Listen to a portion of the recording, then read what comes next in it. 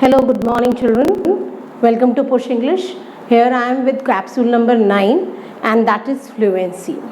So in this particular video I am going to take the definition, then the important components and then some techniques which are required to improve fluency. So fluency, what exactly it is?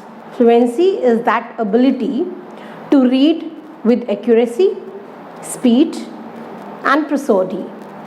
Now this word prosody will be clear to you when I'll be discussing components.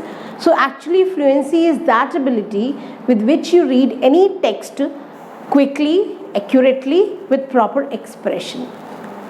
So an accurate reader should have these qualities, either reader or speaker, because fluency has to do with both the skills, reading and speaking as well. So when I talk about qualities, I say a person having word recognition skill, he is perfect speaker. Word recognition skills should be well developed in that particular person. Secondly, one should have broadened vocabulary, and that only comes when you do lot of reading. Vocabulary तभी बढ़ेगी जब ज़्यादा reading करेंगे. उसके बाद से you should know about world. You should have increased knowledge about world. The more you read, the more fluent you are. Similarly, one should have that comprehension skill. And that too, it should be strengthened and refined one. I have seen several children who are very fluent in English, but when you talk about what they have understood nothing. So it depends. So fluency, a person who is fluent should have all these qualities, and this is only inculcated when reading skill is there in you. Then after this I'll come to the most important components. I call it in short ARP to remember. These components are accuracy, the first one, the second one is rate, and the third one is prosody. Now what is actually accuracy? So this accuracy is an ability when you effortlessly name words, when you effortlessly identify things and you read it accurate. And this accuracy comes with phonemic awareness. When you have knowledge about phonetics, phonemes, then you are a very accurate person. Secondly, you should have letter sound knowledge, how one word should be pronounced, that we have already discussed in yesterday's video. If you have not watched it, please go and watch it again. Then come sight words and then come high frequency words. So a person who is reading accurately has these four qualities. They have phonemic awareness. Secondly, they have letter sound knowledge. Thirdly, they are able to identify sight words, and then they are able to identify high frequency words. Now coming to rate, this second component is very, very important, and this rate is about reading rate. When a person, a reader, a speaker speaks with speed and fluidity, that is called reading rate. So this should be paced at a natural, normal rate, so that whosoever is listening to you may thoughtfully understand what you are talking about. So एक अच्छा speaker वही होता है जिसकी rate बहुत ही natural और normal होती है, इतनी कि एक लिसनर को समझ में आ जाए अच्छे से कि वो क्या बोल रहा है. You shouldn't be very fast or slow. And the third component is prosody. Now what exactly is prosody? Prosody is that particular ability when you read or when you speak with expression. और ये expressions तभी आएंगे आपके अंदर जब मैंने कल जैसे बात की प्रोनाउंसिएशन, जब मैं आपको पढ़ा रही थी, समझा रही थी, उस वक्त मैंने इंटोनेशन की बात की थी, मैंने स्ट्रेस की बात की थी. तो similarly this prosody has to do with four sub components.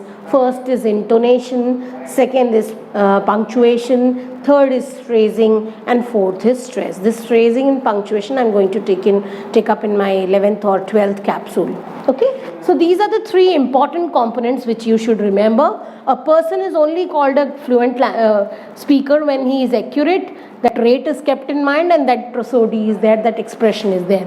Then coming to several techniques which I want to talk about. But before talking techniques, I will just like to say that this fluency become much easier. It is much easier in a speaking skill rather than the vocabulary and the grammar. So this vocabulary and grammar are quite tough, but we'll be taking up it in our next videos. So it will become very easy, don't worry about that. So but this grammar is what? It's like palm of my hand. These are languages, separate, different disciplines, different languages, and this is palm is my grammar. So basic grammatical syntax remains the same.